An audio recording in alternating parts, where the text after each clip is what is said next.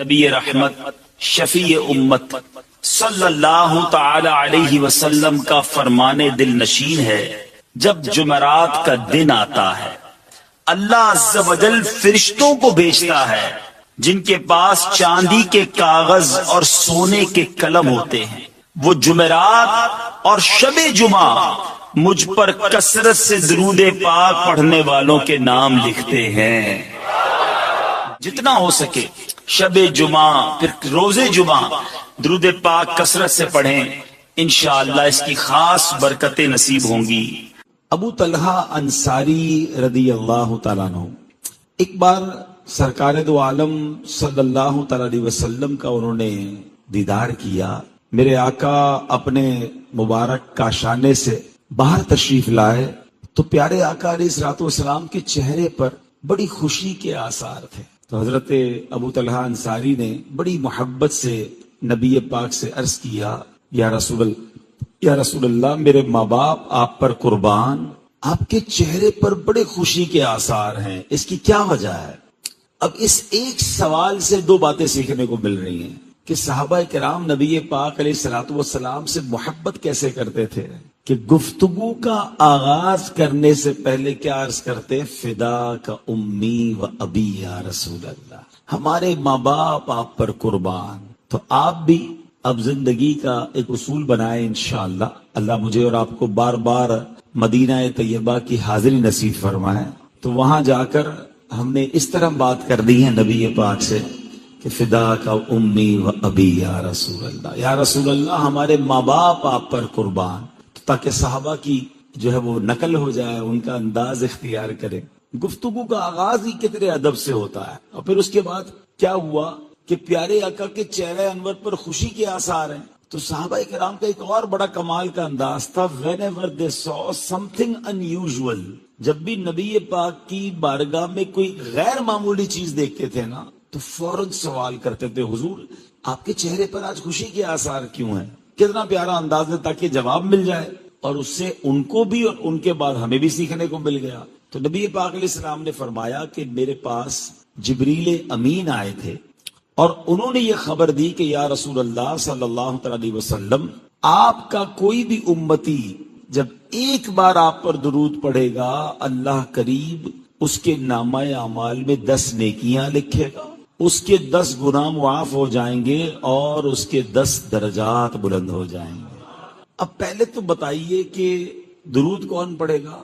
امتی پڑھے گا۔ ثواب کس کو ملے گا؟ امتی کو ملے گا۔ گناہ کس کے معاف ہوں گے؟ امتی کے معاف ہوں گے۔ درجے کس کے بلند ہوں گے؟ امتی کے۔ خوش کون ہو رہا ہے؟ نبی پاک علیہ السلام۔ سمجھ آ رہی بات؟ کام ہمارا بن رہا ہے، راضی نبی پاک ہو رہے ہیں۔ کتنا پیار ہے ہم سے کہ میرے امتیوں کی بگڑی بن جائے گی، مجھ پر درود پڑھتے جائیں گے، نیکیاں بڑھتی جائیں گی، گناہ معاف ہوتے جائیں گے۔ کیا بات ہے، سبحان، کتنا پیار ہے ہم سے۔ ہمیں اس طرح کے دیکھیں نبی پاک علیہ السلام کی سیرت میں کیا ہوتا تھا۔ حالانکہ میرے آقا تو بخشے بخشائے ہیں نا، مگر جب بجلی چمکتی تھی نبی پاک کے چہرے کا رنگ بدل جاتا تھا، بادل گرجتے تھے، میرے آقا دعا میں مشغول ہو جاتے، وہ نماز پڑھتے تھے۔ ہمارے یہاں تو لوگ نارملی انجوائے کر رہے ہوتے، دیکھو یار بادل گرج رہے ہیں، بجلی چمک رہی ہے۔ نبی پاک اس کو ریلیٹ کہاں سے کرتے تھے؟ اللہ کے عذاب سے، کیونکہ ایسے عذابات آئے ہیں۔ ایک قوم ایسی گزری کہ جن پر اتنی گرمی کھول دی گئی، حضرت شعیب علیہ السلام کی قوم پر عذاب پتہ ہے کیسے آیا؟ اس قوم کا قصور کیا تھا؟ اب ذرا سوچئے، قرآن میں پچھلی قوم کے واقعات پڑھے نا تو اسی لیے تو بیان ہوئے کہ بھائی جو مسٹیکس انہوں نے کی وہ آپ نہ کریں۔ انہوں نے ایک گناہ، یعنی ایسا نہیں تھا کہ بہت سارے گناہوں پر ان پر عذاب آیا، یقیناً خطائیں تھیں، مگر جو میجر ان کا گناہ تھا وہ بیسیکلی کیا بیان کیا جاتا ہے، وہ ناپ تول میں کمی کرتے تھے، وہ ڈنڈی مارتے تھے ناپ تول میں، بےایمانی کرتے تھے، گاہک کے ساتھ چوری کرتے تھے۔ اس قوم حضرت شعیب نے بڑا سمجھایا ان کو، وہ نہ مانے۔ پھر کیا ہوا؟ ان پر جہنم کے، یوں سمجھے کہ جہنم کے دروازے میں سے ایک سوئی کے ناکے کے برابر ان پر ایک جگہ کھول دی گئی۔ اتنی گرمی کہ وہ جھلس گئے، ایکسٹرا آرڈنری ہیٹ ہو گئی، اب پریشان تھے۔ تو ایک بادل آیا تو لوگ سمجھے کہ ابھی کالا بادل آیا ہے، تو اس کے نیچے تو بارش ہوگی، سارے شہر والے، اس گاؤں کے لوگ سارے اس بادل کے نیچے جمع ہو گئے، مگر اس بادل سے پانی نہیں، آگ برسی، سارے کے سارے جھلس کر مر گئے۔ تو آسمان سے عذاب نازل ہوئے ہیں، بادلوں سے عذاب نازل ہوئے ہیں، بجلی کی کڑک سے عذاب نازل ہوئے ہیں، آندھیوں سے عذاب نازل ہوئے ہیں۔ ہم انجوائے کر رہے ہوتے ہیں اور نبی پاک ایسے معاملات کو دیکھ کر اللہ کی بارگاہ میں سجدہ کرتے، توبہ کرتے، استغفار کرتے، حالانکہ سرکار دو عالم علیہ السلام تو وہ ہیں جن کے صدقے میں نے اور آپ نے بخشے جانا ہے، مگر یہ تربیت ہماری، اللہ کا خوف بھی تو دل میں ہونا۔ چاند گرہن اس کی نماز، سورج گرہن اس کی نماز، ہر چیز میں اپنے رب کو یاد کرنا، ہر معاملے میں اللہ کی طرف رجوع لانا۔ ہم میں سے کتنے ایسے ہیں جو آج یہ واقعات دیکھے تو ہم نے استغفار کیا ہو، ہم نے کوئی 2 رکعت صلاۃ الحاجات پڑھی ہو، اللہ سے معافی مانگی ہو اپنے گناہوں کی، واقعی فیل ایسا ہو رہا تھا کہ اگر یہ تھوڑی دیر اور بڑھ گئی تو پتہ نہیں ہمارا کیا بنے گا، ہم بھی سیف رہیں گے کہ نہیں رہیں گے۔ اللہ نے بچا لیا، اور اللہ سے یہی دعا ہے کہ اللہ سب کو محفوظ رکھے، but come is come realise تو کرنا ہے نا، سبق تو لیں۔ ہمارے بزرگان دین تو ایک چھوٹے سے انسیڈنٹ سے سبق لے لیتے تھے، کیسے کیسے واقعات ہیں، کیسا ان کا دل ہوتا تھا۔ ایک بار ایک بزرگ تھے، ان کو وہ کپڑا بہت اچھا بناتے تھے، تو کپڑا بنا کر سٹچ کر کے ایک اچھے ماہر کو سیل کرنے گئے کہ بھئی یہ کپڑا کا بتائیں کتنے کا خریدو گے۔ تو جب اس نے ایکسپرٹ نے وہ کپڑا دیکھا نا تو کہتا ہے اس میں تو بہت سارے فالٹ ہیں، اسٹیچنگ بھی ٹھیک نہیں ہے، اس کی کلر، مثال دے رہا ہوں، کلر کمبینیشن بھی ٹھیک نہیں ہے، کپڑا پراپر نہیں ہے۔ وہ بزرگ رونے لگے۔ وہ بیپاری کہتا ہے روئے نا، میں خرید لیتا ہوں، میں تو آپ کو صحیح بتا رہا ہوں، آپ کے اس فیبرک میں یہ پرابلم ہے، آپ کی سلائی میں یہ پرابلم ہے۔ انہوں نے بتایا دیکھیے میسج کیا لیا، یہ میں سمجھانا چاہ رہا ہوں کہ وہ کہتے ہیں کہ میں نے اپنے طور پہ اس کپڑے کو بہترین بنایا تھا، پراپرلی سٹچ کیا، پراپر پریپیئر کیا، میرے حساب سے اٹ از پرفیکٹ۔ آج میں سیل کرنے آیا تھا کہ بڑے اچھے پیسے ملیں گے، مگر جب میرا یہ فیبرک، میرا یہ کپڑا کسی ماہر بندے کے ہاتھ میں آیا تو اس نے مجھے اس کے فالٹ گنوانا شروع کر دیے۔ وہ کہتے ہیں میں نے تو اپنی زندگی میں اپنے حساب سے صحیح نمازیں پڑھی ہیں، صحیح روزے رکھے ہیں، صحیح تلاوت کی ہے، اچھے کام کیے ہیں، مگر جب یہ نیکیاں لے کر میں اللہ کی بارگاہ میں قیامت کے دن جاؤں گا اور مجھے وہاں سے کہہ دیا گیا تیرے سجدے قبول نہیں کیونکہ اس میں اخلاص نہیں تھا، تیرے صدقے قبول۔ ہمیں قیامت کا ایک نقشہ بیان کیا گیا، فَأَمَّا مَنْ ثَقُلَتْ مَوَازِينُهُ فَهُوَ فِي عِيشَةٍ رَاضِيَةٍ۔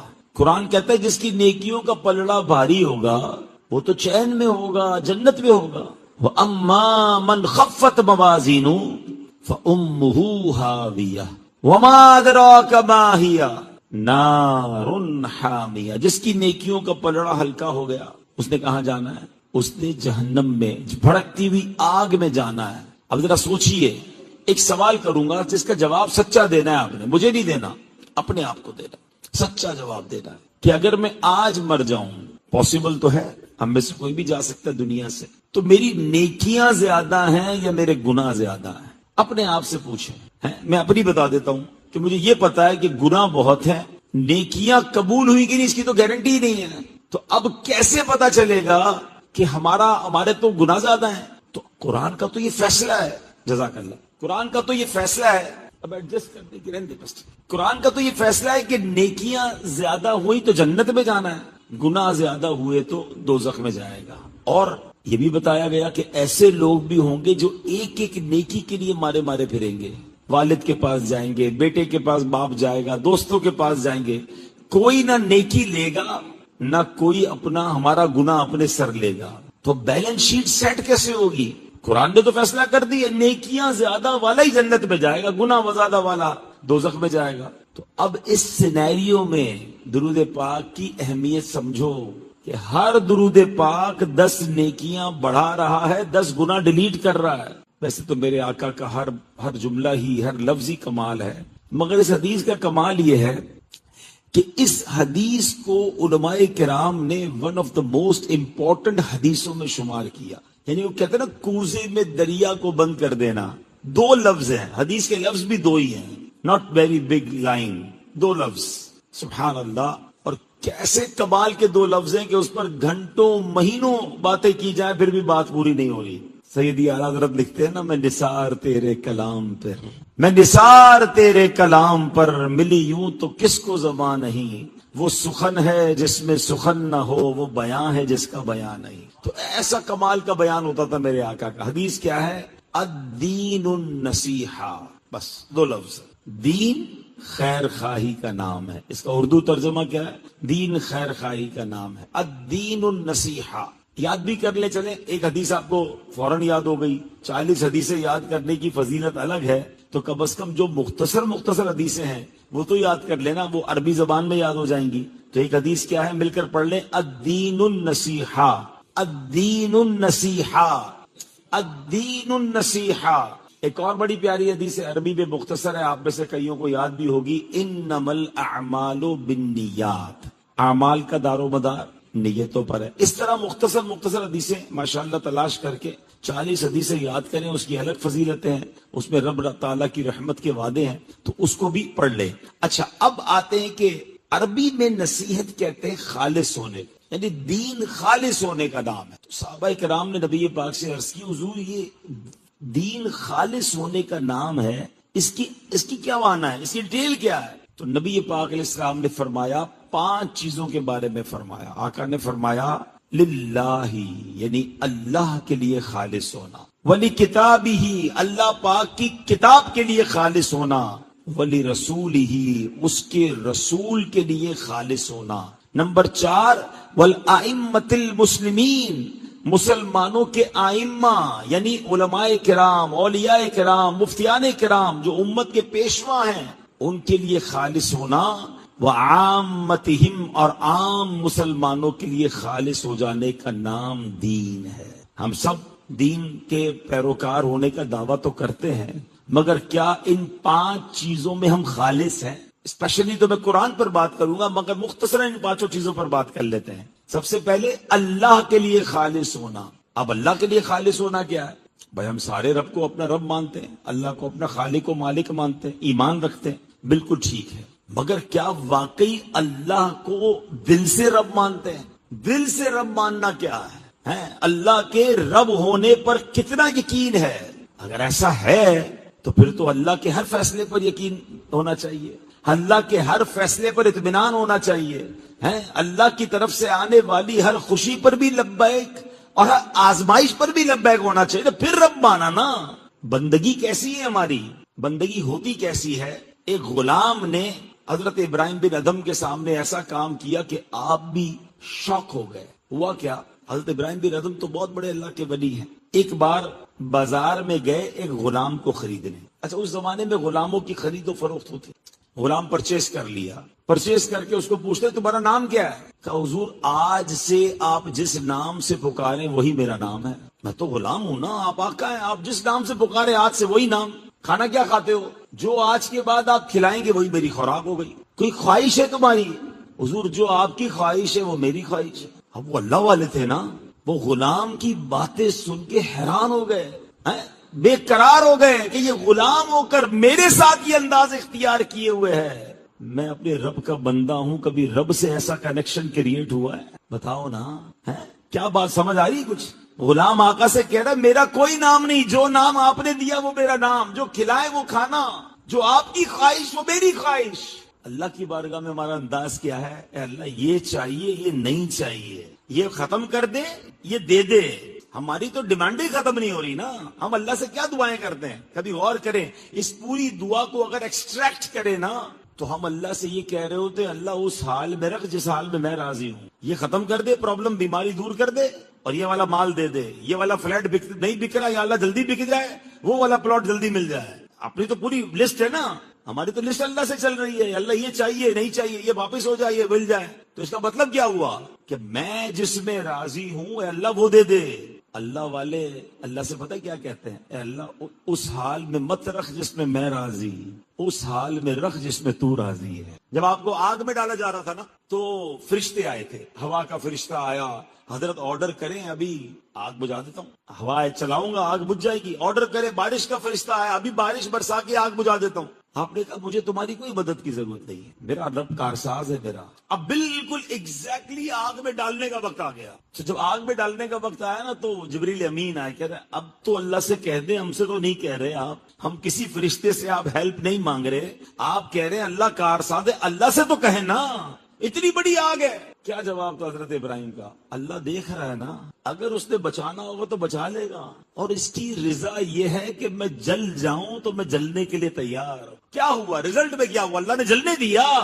اللہ نے ڈائریکٹ آگ کو حکم فرمایا، یا نار کونی بردا وسلاما علی ابراہیم، اے آگ ابراہیم علیہ السلام پر ٹھنڈی ہو جا، سلامتی والی ہو جا. جن رسیوں سے حضرت ابراہیم کو باندھا گیا تھا نا، وہ رسیاں جل گئی. آپ کا بال بھی بیکا نہیں ہوا. اللہ سے کیا کہا تھا؟ جس حال میں تو رکھے. اللہ ایسا خالص ہونا نصیب فرمائے. ہاں 5 چیزیں ہیں نا کہ دین خالص ہونے کا نام ہے. نمبر 1 اللہ سے خالص. اللہ سے ہی بدزن گھوم رہے لوگ. نہیں یار ہمارا تو مسئلہ ہی نہیں حل ہوتا، ہماری تو دعائی قبول. اللہ سے ہی ناراض چل رہے ہیں. یار رب سے بدزن ہو جاؤ گے، رب سے ہی تمہارا رابطہ صحیح نہیں ہوگا تو آگے کیا ہوگا؟ اللہ سے حسن ظن رکھے. اللہ خود فرماتا ہے حدیث قدسی میں اپنے بندوں کے ساتھ ویسا ہوں جیسا مجھ سے گمان رکھتے ہیں. جو اچھا گمان رکھتے ہیں نا، اللہ کریم میرا سب بھلا ہو جائے گا، وہ کریم مجھے معاف کر دے گا، وہ کریم میری مشکل آسان وہ بالکل کر دے گا. اب اس کے بھی پیچھے ایک جملہ سن لو. کچھ عرصہ پہلے، سچی بات ہے میں نے بھی پہلی بار لرن کیا یہ جملہ، کچھ عرصہ پہلے ہی سیکھنے کو ملا. کچھ لوگ کیا کہتے ہیں ہمارے یہاں، یار کمیٹی ڈال لو، پیسے جمع کر لو، برے وقت میں کام آئیں. بزرگ نے کہا اس کا مطلب تم برے وقت کا انتظار کر رہے ہو، تمہارا برا وقت ضرور آئے گا. اللہ سے امید کیا رکھی ہے کہ برا وقت آئے گا، اس میں یہ پیسے کام آئیں گے. یہ کہنا ہی چھوڑ دو، بلکہ یہ کہو اگر پیسے جمع بھی کرنے ہیں نا تو اس نیت سے جمع کرو کہ انشاءاللہ اچھے وقتوں میں کام آئیں گے. ان پیسوں سے مدینے جاؤں گا، حج پر جاؤں گا، غریبوں کی مدد کروں گا، مسجد بناؤں گا، اللہ دے گا. تو اچھا کیوں نہیں سوچتے؟ برا آئے گا تو اس لیے کروں گا. نہیں، اللہ سے ہمیشہ اچھا ہی گمان رکھنا ہے. پھر دیکھیں وہ رب کریم کیسے کرم کے دروازے کھولتا ہے. ایک بزرگ کہتے ہیں میں نے اس دنیا کے فلسفے کو سیکھا ایک برف والے کے ذریعے. اب دیکھیں اللہ والے ہیں نا، کہتے ہیں ایک برف والا، اب تو خیر برف نہیں بکتی، لیکن آج سے 15-20 سال پہلے کراچی میں بھی زیادہ بکتی تھی. اب بھی بکتی ہوگی گاؤں وغیرہ میں جہاں فریج وغیرہ نہیں ہوتا. پہلے تو برف خرید کے ٹھنڈا کیا جاتا تھا. اب بھی شاید مسجدوں میں شربت وغیرہ بنانے کے لیے برف خریدتے ہوں گے. پہلے تو ٹھیلے پہ برف بکتی تھی. تو برف والے کے جملے سے کیا انڈرسٹینڈ کیا انہوں نے؟ وہ برف والا کہتا ہے کہ اس بندے پر رحم کرو جس کا سرمایہ پگھل رہا. یعنی اگر تم نے نہ خریدا تو میری جو کیپٹل ہے وہ تو پگھل جائے گی، میرے پیسے تو زیرو ہو جائیں گے. یا تو برف بکتی ہے یا پگھلتی ہے. اگر جلدی بک گئی تو ٹھیک ہے پیسے آ جائیں گے، نہیں بکی تو فنش. وہ بزرگ کہتے ہیں میں نے اپنی زندگی کا فلسفہ اس ٹھیلے والے سے سیکھا کہ زندگی بھی تو برف ہی ہے، پگھل رہی ہے. یا تو انیک اعمال کر لوں یا راضی کر لوں، یہ تو پگھل کے ختم ہو جائے گی اور جب دن آئے گا تو میں چلا جاؤں گا. کاش ہمارا بھی ایسا مائنڈ سیٹ بنے کہ ہم اس طرح کے انسیڈنٹ سے کچھ اپنی بھلائی کی بات، آخرت کی بات، اللہ کے قریب ہونے والی بات سیکھیں، نہ کہ اس کو انجوائمنٹ میں، ایڈونچر میں، اوہو دیکھا آج اتنی سپیڈ تھی ہوا کی اور اتنے درخت گر گئے، اتنے سنسنی ایڈونچر. اس کی بجائے جو سرکار دو عالم علیہ السلام کا طریقہ کہ رجوع الی اللہ ہے، استغفار، اللہ سے معافی، یہ سب چیزیں ہمیں اور آپ کو بتائی جا رہی ہوتی ہیں. اللہ کریم ہمیں خوف خدا والا دل نصیب. آج میں نے آپ سے ایک ایسی شخصیت کے بارے میں بات کرنی ہے جن سے الحمدللہ ہم سب کو بڑا پیار ہے. ان کا نام تقریباً ہر مسلمان جانتا ہے، اور اس شخصیت کا کمال یہ ہے کہ وہ پیدا بھی شوال کے مہینے میں ہوئے اور ان کا یوم وصال بھی شوال کے مہینے میں اور یکم شوال کو ہے. یعنی عید کا دن جو ہے ان کا یوم عرس ہے. تو سوچا کہ ان کی سیرت کی چند باتیں آپ تک پہنچائی جائیں، اور ان سے بہت کچھ، وہی والی بات کہ اللہ والوں کی باتوں میں، ان کی سیرت میں ہمارے لیے بہت کچھ سیکھنے کو ہوتا ہے. اچھا وہ شخصیت کون ہے؟ ان کا تعارف میں اس طرح اگر پیش کروں کہ قرآن مجید کے بعد سب سے صحیح کتاب جس کو کہا جاتا ہے اس زمین پر تو وہ صحیح بخاری ہے. حدیث پاک کی یہ عظیم کتاب جو ہے وہ لکھنے والے حضرت محمد بن اسماعیل بخاری رحمت اللہ تعالی علیہ، ان کا عرس ہے یکم شوال کو. تو آج ان کی کچھ باتیں کرنی ہیں، لیکن اس سے پہلے سبحان اللہ ایک بات یہ بھی سمجھنی ہے کہ اللہ کریم کی بارگاہ میں عقل مند لوگ کیسے دعائیں کرتے ہیں. ویسے ایک آئیڈیا سمجھانے کے لیے بتا رہا ہوں. آپ کو پتہ ہے اللہ نے کچھ قرآن میں دعائیں عطا فرمائی ہیں جس کو قرآنی دعا، اور ایسی کچھ اور قرآنی دعائیں بھی. میں ایک اور آج قرآنی دعا آپ کو بتاؤں گا، لیکن اگر قرآنی دعا کا سیکرٹ سمجھ جائیں آپ، مجھے یہ بتائیے دعا قبول کس نے کرنی ہے؟ ذرا زور سے جواب دیجئے. اگر اللہ خود ہی بتا دے کہ مجھ سے ایسے مانگو، بات سمجھ آ رہی؟ قرآن میں رب کیا فرما رہا ہے؟ یہ دعائیں کرنی ہیں ہمیں قرآن کیا سکھا رہا ہے کہ دعا رب سے ایسے مانگو. جس نے قبول کرنی ہے وہی دعا بتا رہا ہے کہ ایسی دعا کرو، تو پھر اس نے کیسے کیوں نہ قبول کرنی ہے؟ ہمارا تو کام آسان ہو گیا نا. یعنی قرآنی دعائیں اور نبی پاک کی دعائیں، اس سے زیادہ مقبول دعائیں کیا ہوں گی؟ ایک تو رب قرآن میں خود عطا فرما رہا ہے دعائیں، دوسرا نبی پاک جو رب کے حبیب ہیں انہوں نے کیسے دعائیں مانگی. تو قرآن و سنت کی دعائیں جو ہے نا وہ ضرور یاد رکھیں اور پھر اس کے میننگ کے ساتھ یاد رکھیں. تو ایک بڑی پیاری قرآنی دعا ہے، سورہ آل عمران کی آیت نمبر 8 میں ہے. اللہ ارشاد فرماتا ہے ربنا لا تزغ قلوبنا بعد اذ ہدیتنا وہب لنا من لدنک رحمہ انک انت الوہاب. آسان ترجمہ قرآن کنز العرفان. اور اے ہمارے رب، تو نے ہمیں ہدایت عطا فرمائی، اس کے بعد ہمارے دلوں کو ٹیڑھا نہ کر، ہمیں اپنے پاس سے رحمت عطا فرما، بے شک تو بڑا عطا فرمانے والا. اے اللہ ہدایت تو دے دی ہے نا، اب دل ٹیڑھا مت کرنا ہے. اللہ اس پہ ثابت قدم رکھنا. اس الفاظ تو دیکھیں کتنے پیارے ہیں. ربنا کیا فرمایا؟ لا تزغ قلوبنا بعد اذ ہدیتنا. ہدایت دے کر مولا پھر اپنے در سے دور مت کیجیے. اب ہدایت دے دی ہے تو دل ٹیڑھا نہ ہو جائے. اور پھر کیا فرما؟ وہب لنا من لدنک رحمہ، اور ہمیں اپنے پاس سے رحمت عطا فرما. انک انت الوہاب، بے شک تو بڑا عطا فرمانے والا ہے. اب دیکھیں نا رمضان میں کیسی ہدایت ملی ہے. ہم روزے رکھ رہے ہیں، ہم نمازیں پڑھ رہے ہیں، تراویح کی بہاریں ہیں، صلاۃ التسبیح پڑھ رہے ہیں. تاک راتوں میں مجھے ایکسپیکٹڈ تھا کہ آج بارش ہے، آج جناب آندھی ہوئی ہے تو ہمارا کراؤڈ اتنا نہیں آئے گا، مگر پھر بھی ماشاءاللہ آپ تشریف لائے. یہ سب کیا ہے؟ یہ ماہ رمضان سے اللہ سے محبت ہے جو آج اپنے گھروں سے نکل کر آپ تشریف لائے. ہمارے ساتھ ہو سکتا ہے سوشل میڈیا پہ میں دیکھ رہا ہوں، ہمارے بیانات کو سوشل میڈیا پہ بہت سارے لوگ سن رہے ہیں، بعد میں شیئر کر رہے ہیں، انتظار کر رہے ہیں. تو یہ سب کیا ہے کہ کیوں سن رہے ہیں، کیوں ہمارے ساتھ شامل ہو رہے ہیں؟ کہ سب کو رمضان سے محبت، اللہ سے محبت، دین کا جذبہ. تو ہدایت تو مل رہی ہے نا. اب کیا دعا کرنی ہے کہ اے اللہ اب پھیریو مت اپنے در سے، اب ہم دور نہ چلے جائیں. ربنا لا تزغ قلوبنا بعد اذ ہدیتنا. ہدایت دے دی، اے اللہ اس پہ ثابت قدمی دے دے، ہمیں پکا کر دے. ہم رمضان کے بعد بھی تیرے در پہ آتے رہیں، اپنے در کا بھکاری بنائی رکھنا. یہ کچھ لوگ جو کہتے ہیں نا میں رمضان کے بعد مسجد نہیں آیا، میری اور آپ کی اوقات نہیں ہم یہ کہیں کہ میں نہیں آتا. ہمیں بلایا نہیں جاتا. اللہ کے گھر میں بغیر اجازت کے کون آ سکتا ہے؟ یہ میں اور آپ جو آئے ہیں نا، آج ہو سکتا ہے بہت سارے بھائی نہیں آئے، لیکن آپ اور میں آئے، ہمیں بلایا گیا، ہمیں اجازت دی گئی، گرانٹ کیا گیا پرمیشن. ایسے تب اللہ کے گھر میں آئے ہو آپ اور میں.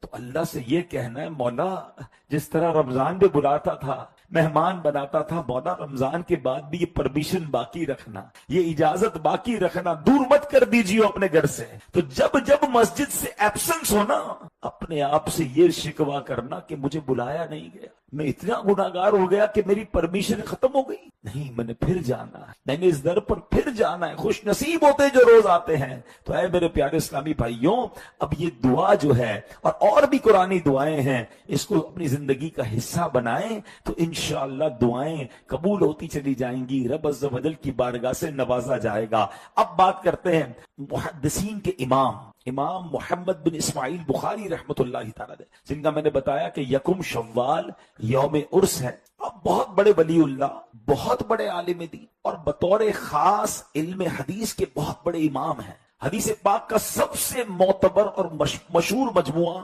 بخاری شریف آپ ہی کا جمع کردہ ہے. امام بخاری رحمت اللہ تعالیٰ علیہ 13 شوال شریف 194 ہجری کو بخارا میں پیدا ہوئے اور 62 سال کی عمر گزار کر یکم شوال کی رات 256 ہجری کو اس دنیا فانی سے رخصت ہوئے. آپ کا مزار پر انوار سمرقند کے قریب خرتنک نامی بستی میں موجود ہے. امام بخاری نے ساری زندگی علم حدیث کی ایسی خدمت کی، اتنے بڑے عبادت گزار اور متقی تھے. آپ کی وفات کے بہت عرصے بعد تک آپ کی قبر سے مشک سے بھی زیادہ اچھی خوشبو آتی رہتی. لوگ بطور تبرک آپ کے مزار مبارک کی مٹی لے کے جایا کرتے تھے. حدیث کی ایسی خدمت لی. اور اللہ اکبر، یہ بخاری شریف جو ہے جو آپ نے لکھی نا، اس کا انداز بھی بڑا کمال کا تھا کہ بخاری لکھنے میں کیا کیا امام صاحب نے کہ آپ فرائض و واجبات تو پڑھا کرتے تھے، نوافل کی بھی خوب کثرت فرماتے تھے. اور امام بخاری کا ایک انداز بہت پیارا یہ تھا، آپ کی عادت تھی کہ نماز کو اپنے کام کا حصہ بنا لیتے تھے. مثلا امام بخاری نے ایک کتاب لکھی تاریخ کبیر، جو حدیث پاک کو روایت کرتے ہیں. اس کتاب میں امام بخاری نے ان کے احوال لکھے. یہ کتاب امام بخاری نے ریاض الجنہ میں بیٹھ کر لکھی. یعنی کیسی جگہ جا کر کی حدیث کی کتاب ہے، ان لوگوں کی بات کرنی جنہوں نے حدیثیں روایت کی ہیں، ریاض الجنہ میں بیٹھ کے لکھی. پھر بخاری شریف، سبحان اللہ، اس کے بارے میں ایسا عشق بھرا انداز تھا. بخاری شریف امام بخاری نے 16 سال میں مکمل کی. تقریباً 7500 احادیث اس میں موجود ہیں. اور امام بخاری نے لکھنے کا انداز یہ اپنایا کہ ہر حدیث پاک لکھنے سے پہلے تازہ غسل کرتے، 2 رکعت نفل پڑھتے، اس کے بعد حدیث شریف لکھتے تھے. ہر حدیث سے پہلے 7500 حدیثیں ہیں، ہر حدیث سے پہلے تازہ غسل، ٹھیک، اس کے بعد پھر 2 رکعت نفل، اور اس کے بعد آپ حدیث لکھ رہے ہیں. کیا ادب ہے حدیث پاک کا. امام بخاری کا عشق رسول دیکھا نا. میں سیرت بھی بیان کرتا جاؤں گا اور اپنے آپ کے لیے ہم سب کچھ سیکھتے بھی جائیں گے کہ جب اللہ رسول کی بات کرنی ہے، اللہ کی بارگاہ میں حاضر ہونا ہے، نبی پاک کا ذکر خیر کرنا ہے، تو اس کی پریپریشن ہونی چاہیے نا. میں اور آپ مسجد آتے ہیں، کئی لوگ تو ماشاءاللہ میں نے دیکھا تیار ہو کر آتے ہیں، خوشبو لگا کر آتے ہیں، دیٹس گریٹ. مگر کچھ لوگ ویسے اٹھ کے آ جاتے ہیں. اب ایک خاص طور پہ مغرب میں کیا ہو رہا ہے، افطاری کی، سموسے پکوڑے کھائے، پیاز بھی کھائی، مسجد میں آ گئے، منہ میں ویسے ہی بدبو آ رہی ہے. باڈی صاف ہو، چہرہ صاف ہو، اسمیل نہ آئے. اللہ کی بارگاہ میں آ رہے ہو یار. دعوت پہ کیسے جاتے ہیں؟ ہماری بلڈنگ ہو تو بلڈنگ کو سب کو پتہ چل جاتا ہے حضرت آج کہیں دعوت میں گئے، کیونکہ بہت ساری خوشبو لگا کر گئے ہیں. اور مسجد میں ویسے ہی چلے گئے. مسجد کے علماء کرام نے نماز کے کپڑے الگ رکھے تھے، مہنگے کپڑے سلوائے ہوئے ہوتے تھے، مہنگی خوشبو رکھی ہوتی تھی. بلکہ میں آپ کو ایک اور مشورہ دیتا ہوں، اپنے وارڈروب میں جب بھی آپ نے کوئی نئے کپڑے ایڈ کرنے ہیں، ہم سب نئے کپڑے ہر سال سلواتے ہیں، بہت سارے سلواتے ہیں، جس کو اللہ نے جیسا نوازا. اگر ان کپڑوں کو ایڈ تو کرنا ہی ہے. اگر آپ جمعے کے دن جب بھی نیا کپڑا پہننا، جمعے کی نماز میں پہنے کہ آج میں نے نیا لباس جمعے کی نماز کی نیت سے پہننا ہے، تو انشاءاللہ نیا لباس پہننے کا بھی آپ کو ثواب مل جائے گا. آپ کے کپڑے ایڈ ہو گئے آپ کی وارڈروب میں. اچھا، پھر 27ویں شب آئی، تاکراتیں آئیں، آپ 5 تاکراتوں میں نئے کپڑے پہن لے. اچھا جناب، اس کے بعد رجب شریف ہے، سرکار صلی اللہ علیہ وسلم کی معراج شریف ہے، 12ویں شریف ہے، نبی پاک کی ولادت، اس سے بڑی عید کون سی ہے، اس دن پہنے. تو آپ اپنی ان چیزوں کو بھی ایڈ آن کر لیں نیت کے ساتھ کہ میں نئے کپڑے، نئی چپل پہننی ہے، نیا امامہ شریف پہننا ہے، تو انشاءاللہ جمعے کے دن پہنوں گا، جمعے کی تعظیم کی نیت سے پہنوں گا. بالکل اسی طرح آپ روزانہ خوشبو لگاتے ہیں، لگانا چاہیے، لیکن اپنی خوشبو کو نماز کے ساتھ اٹیچ کر دیں کہ جب بھی نماز پڑھوں گا پہلے خوشبو لگاؤں گا. اللہ کی بارگاہ میں حاضر ہو رہا ہوں نا بھائی. آپ کی 5 ٹائم خوشبو ویسے ہی لگ گئی. اگر آپ نے روزانہ پرفیوم یا خوشبو استعمال کرنی ہے تو کیوں نہ میں اس کو مسجد جاتے ہوئے، نماز کی طرف جاتے ہوئے، تو انشاءاللہ وہ خوشبو لگانا. اچھا، اس میں سنت کی نیت بھی کر لی تو خوشبو کی سنت کا بھی ثواب مل گیا. اور سبحان اللہ، یہ تمام چیزیں تعظیم میں آئیں گی. تو مسجد آتے وقت پلیز ادب کے ساتھ، بال صحیح ہوں، کپڑے صاف ستھرے ہوں، خوشبو لگا کر آئیں، ادب کے ساتھ. کدھر جا رہے ہیں؟ میں آپ کو کہوں مثال کے طور پہ کہ یار ابھی اجتماع ہے اور اس کے بعد ہم سب کو ذرا 5 اسٹار ہوٹل میں سحری کرنی ہے. ہم میں سے جو یہ کہے نا میں ذرا گھر جا کے کپڑے بدل کے آ رہا ہوں، تو اس کا مطلب وہ اس وقت ان کپڑوں میں نہیں ہے کہ جو کسی مہنگی جگہ پر جا سکے. شرم آنی چاہیے اس کو. اللہ کے گھر میں ایسے لباس میں آئے ہو کہ کہیں بڑی جگہ پر نہیں جا سکتے. اس سے بڑی کون سی جگہ ہوگی؟ بالکل اسی طرح جب نعت خوانی ہو رہی ہے، نبی پاک کا ذکر خیر ہو رہا ہے، تو ادب کے ساتھ، شوق کے ساتھ، خوشبو لگا کر. کبھی کبھی ایسے بھی درود پاک کی ایک محفل سجائیں کہ باقاعدہ نئے. اب دیکھیں آج امام پہلے جو چیز ڈراپ کرنی نا وہ نماز ہے. کمال دیکھیں، سر میں تھوڑا سا درد تھا اس لیے نماز چلی گئی. بھائی درد تھا تو کھانا گیا نہیں، کھانا تو کھایا نا، وہ تو ضروری ہے. آفس جانا پڑتا ہے، کیا کرے یار، ورنہ کٹوتی ہو جائے گی. دنیا کا نقصان ہو جائے اس کے لیے کسی بھی حالت میں پہنچنا ہے. اور نماز کے معاملے میں سب سے پہلے جو چیز ہم ڈراپ کرتے ہیں وہ نماز ہے. حالانکہ کتنا سخت گناہ ہے کہ ایک نماز جان بوجھ کر قضا کرے، اس کا نام جہنم کے دروازے پر لکھ دیا جاتا ہے. اے میرے پیارے اسلامی بھائیوں، ذرا غور کیجئے، ہم کیوں نماز کو اتنا ان پریورٹی پر رکھتے ہیں؟ نماز سے بڑھ کر پریورٹی کیا ہے؟ میں مثال کے طور پر کچھ لوگ ملتے ہیں، کہتے ہیں یار معاملہ یہ ہے کہ نا وہ فجر کے علاوہ باقی نمازیں ہو جاتی ہیں، 4 نمازیں ہو جاتی ہیں. کیوں؟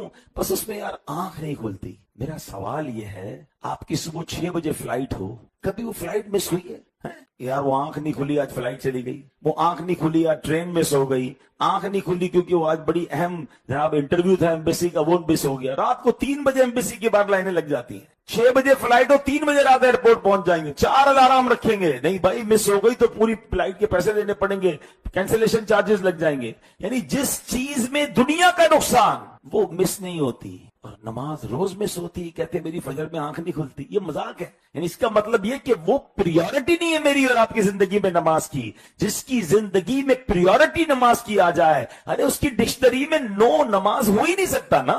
تو آج یہ نیت کرنی ہے۔ ہم نے امام بخاری کا انداز بھی دیکھا، قرآن کی آیت بھی سنی اور حدیث بھی سنی کہ نماز قضا کرنے والوں کا کیا انجام ہوگا۔ تو انشاءاللہ جس طرح میرے رب نے ہمیں رمضان میں نمازی بنایا ہے، اب نیت کر لیں انشاءاللہ رمضان کے بعد بھی ہم 5 وقت پابندی سے نماز پڑھیں گے انشاءاللہ۔ اللہ قرآن میں آپ کو پتہ ہے، نبی پاک علیہ الصلوۃ والسلام ایک بار غزوے میں موجود تھے، صحابہ کرام موجود تھے۔ اس زمانے میں لڑائی کیسے ہوتی تھی؟ اب تو جہازوں کے ذریعے، میزائلوں کے ذریعے ہوتی ہے نا، اس زمانے میں آمنے سامنے دشمن ہوتے تھے۔ تو دشمنوں کا پلان یہ تھا کہ اب دیکھنا یہ کہ مسلمان نماز پڑھتے ہیں کہ نہیں پڑھتے، اور نماز پڑھیں گے تو دوران نماز ان پہ اٹیک کر دیں گے، ٹھیک ہے؟ اب نماز تو فرض ہے۔ سورہ نساء کو آپ پڑھیں، باقاعدہ اس میں نماز خوف کا طریقہ بیان ہوا۔ عصر کی نماز کا وقت تھا، نماز پڑھنی کیسے؟ دشمن سامنے موجود ہے، اس کی پوری ڈیٹیل ہے کہ پہلے ایک صف نماز کچھ رکعتیں پڑھیں گی، پھر پیچھے سے آ جائیں گے، پھر پیچھے والے پڑھیں گے، یعنی سب نے نماز پڑھنی ہے اور با جماعت پڑھنی ہے۔ لیکن نماز اس حالت میں بھی قضا نہیں، دشمن سامنے ہے۔ اللہ ٹرائی ٹو امیجن کتنا امپورٹنٹ ہے نماز، کہ ایسی کیفیت میں بھی یہ نہیں فرمایا گیا کہ بھئی جہاد ہے، جہاد کے بعد نماز پڑھ لینا، نہیں، اس وقت بھی نماز خوف کہا گیا اس کو۔ قرآن فرماتا ان الصلاۃ کانت علی المؤمنین کتابا موقوتا، بے شک نماز مسلمانوں پر مقررہ وقت میں فرض ہے۔ تو ہے میرے پیارے اسلامی بھائیوں، صحابہ این لڑائی کے عالم میں نماز قضا نہ کریں اور ہماری بستر پر نماز قضا ہو جائے، ہماری کاروبار کے دوران نماز قضا ہو جائے، تو نہیں، انشاءاللہ اب ایسا نہیں ہوگا۔ ہم نے قرآن کی دعا مانگی ہے نا، اے اللہ ہدایت کے بعد اب دلوں کو مت پھیرنا، ہدایت دے دی ہے اے رب کریم، 29ویں شب ہے، تیرے دربار میں دعا ہے کہ ہمیں اپنے در پر ایسا مضبوط کر دے کہ اب نماز روزانہ پابندی سے پڑھیں گے انشاءاللہ۔ سبحان اللہ۔ اب آگے چلتے ہیں، نماز پڑھنی ہے، مگر جو اس میں ادھر ادھر دیکھتے ہیں نا، اللہ اکبر، میں جب یہ پڑھے نا الفاظ، کچھ واقعی الفاظ ہلا دیتے ہیں نا بندے کو، گوز بم ہو جاتے ہیں، رونگٹے کھڑے ہوتے ہیں۔ ذرا الفاظ سنیے گا، اللہ کیا فرماتا ہے ان لوگوں سے جو نماز میں ادھر ادھر دیکھتے ہیں۔ ڈی فوکس ان نماز، پلیز ابھی کم از کم اس بات کے لیے تو فوکس کر لیں۔ میں آپ کو آپ کے رب کا فرمان سنانے جا رہا ہوں، حضرت ابو ہریرہ رضی اللہ تعالیٰ کا بیان کہ نبی پاک علیہ الصلوۃ والسلام کا فرمان عالی شان ہے، جب بندہ نماز کے لیے کھڑا ہوتا ہے تو وہ اللہ پاک کی بارگاہ میں حاضر ہوتا ہے، جب ادھر ادھر دیکھتا ہے تو اللہ پاک ارشاد فرماتا ہے تو کس طرف دیکھ رہا ہے؟ کیا مجھ سے کوئی بہتر نظر آتا ہے؟ اے ابن آدم، یعنی اے آدمی، میری طرف متوجہ ہو جا، میں اس سے بہتر ہوں جس کی طرف تو دیکھ۔ جملہ سمجھ آیا؟ ماشاءاللہ نگران شورا تشریف لے آئے، ماشاءاللہ ہمارا بھائی صاحب نے شفقت فرمائی ہے ہماری مسجد پر، ماشاءاللہ۔ تو میں دوبارہ اس حدیث کو ریپیٹ کر کے پھر انشاءاللہ ہم نگران شورا کی طرف چلیں گے، لیکن آپ ذرا دوبارہ اس کو فیل کیجئے گا، جو میں سمجھانا چاہ رہا ہوں نا، کہ نماز پڑھتے ہیں، دھیان کہیں اور ہے، فوکس کہیں اور ہے، ادھر ادھر دیکھ رہے ہیں۔ اللہ فرماتا کہ نبی پاک علیہ الصلوۃ والسلام کا فرمان عالی شان ہے، جب بندہ نماز کے لیے کھڑا ہوتا ہے تو وہ اللہ پاک کی بارگاہ میں حاضر ہوتا ہے، جب وہ ادھر ادھر دیکھتا ہے تو اللہ پاک ارشاد فرماتا ہے تو کس کی طرف دیکھ رہا ہے؟ کیا مجھ سے کوئی بہتر نظر آتا ہے؟ اے ابن آدم، میری طرف متوجہ ہو جا، میں اس سے بہتر ہوں جس کی طرف تو دیکھ۔ یعنی میں اور آپ نماز میں کس کی طرف حاضر ہیں؟ دل کو زندہ رکھنا ہے، دل کو آباد رکھنا ہے تو اللہ کا ذکر کرنا۔ سبحان اللہ۔ وہ دل جو ذکر الہی سے خالی ہیں وہ مردہ کی طرح اس کو مثال دی گئی، لیکن قرآن خود فرماتا ہے الا بذکر اللہ تطمئن القلوب، بے شک اللہ کے ذکر میں ہی دلوں کا چین ہے۔ اللہ کی یاد اور اللہ کے ذکر کا بہترین طریقہ 5 وقت نماز ہے، کہ آپ کی پوری باڈی اللہ کا ذکر کرتی ہے، صرف زبان ذکر نہیں کرتی۔ نماز میں آپ پوری باڈی کے ذریعے اللہ کا ذکر کر رہے ہوتے ہیں۔